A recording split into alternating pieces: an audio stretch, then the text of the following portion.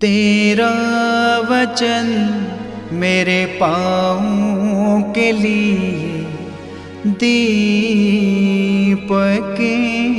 है और मेरे मार्ग का उजियाला है। तेरा वचन मेरे पाँवों के लिए दीपक है। पहला पाठ गणना ग्रंथ अध्याय 6 पद संख्या 22 से 27 तक। प्रभु ने मूसा से कहा, हारून और उसके पुत्रों से कहो, तुम इस्राएलियों को आशीर्वाद देते समय यह कहोगे, प्रभु तुम लोगों को आशीर्वाद प्रदान करे और सुरक्षित रखे। प्रभु तुम लोगों पर प्रसन्न हो और तुम पर दया करे। प्रभु तुम लोगों पर दया दृष्टि करे और तुम्हें शांति प्रदान करे।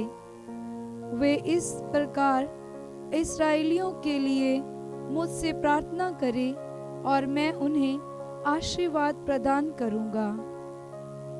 ये प्रभु की वाणी है। ईश्वर को धन्यवाद। भजन अनुवाक्य।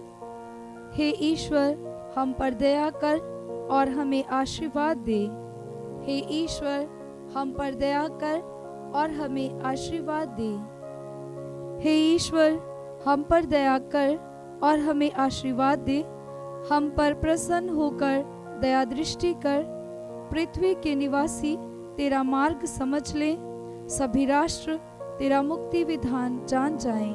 अनुवाक्य। हे ईश्वर, हम पर दया कर और हमें आशीर्वाद दे। सभी राष्ट्र उल्लासित होकर आनंद मनाएं, क्योंकि तू न्यायपूर्वक संसार का शासन करता है। तू निष्पक्ष होकर पृथ्वी के देशों का शासन करता और सभी राष्ट्रों का संचालन करता है। अनुवाक्य। हे ईश्वर, हम पर दया कर और हमें आशीर्वाद दे। हे ईश्वर, राष्ट्र तेरी स्तुति करें, सभी राष्ट्र तेरी महिमा गाएं। ईश्वर हमें आशीर्वाद प्रदान करता रहे और समस्त पृथ्वी उस पर श्रद्धा रखे। अनुवाक्य। हे ईश्वर, हम पर दया कर और हमें आशीर्वाद दे। पाठ दूसरा। गलातियों के नाम संत पौलुस का पत्र, अध्याय 4 पद संख्या 4 से 7। समय पूरा हो जाने पर ईश्वर ने अपने पुत्र को भेजा। वह एक नारी से उत्पन्न हुए और संहिता के अधीन रहे, जिससे वह संहिता के अधीन रहने वालों को छुड़ा सके और हम ईश्वर के दत्तक पुत्र बन जाएं। आप लोग पुत्र ही हैं। इसका प्रमाण ये है कि ईश्वर ने हमारे हृदयों में अपने पुत्र का आत्मा भेजा है, जो ये पुकार कर कहता है, अब्बा पिता। इसलिए अब आप दास नहीं पुत्र हैं, और पुत्र होने के नाते आप ईश्वर की कृपा से विरासत के अधिकारी भी हैं। ये प्रभु की वाणी है। ईश्वर को धन्यवाद। जय घोष। हालेलुया। अनुवाक्य। हालेलुया। प्राचीन काल में ईश्वर बारंबार और विविध रूपों में हमारे पुरखों से नबियों द्वारा बोला था। अब अनंत में वह हमसे पुत्र द्वारा बोला है। अनुवाक्य। हालेलुया।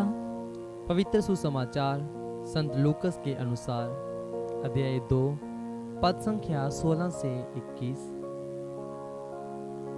चरवाहे शीघ्र ही चल पड़े और उन्होंने मरियम, यूसुफ तथा चरनी में लेटे हुए बालक को पाया। उसे देखने के बाद उन्होंने बताया कि इस बालक के विषय में उनसे क्या क्या कहा गया है।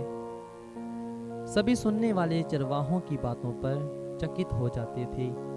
मरियम उन सब बातों को अपने हृदय में रखकर उन पर विचार किया करती थी, जैसा चरवाहों से कहा गया था।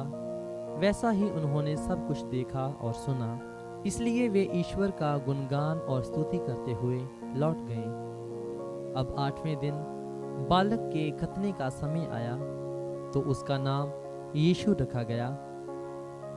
स्वर्गदूत ने गर्भाधान के पहले ही उसे वही नाम दिया था। प्रभु का पवित्र सुसमाचार। ख्रिस्त की जय।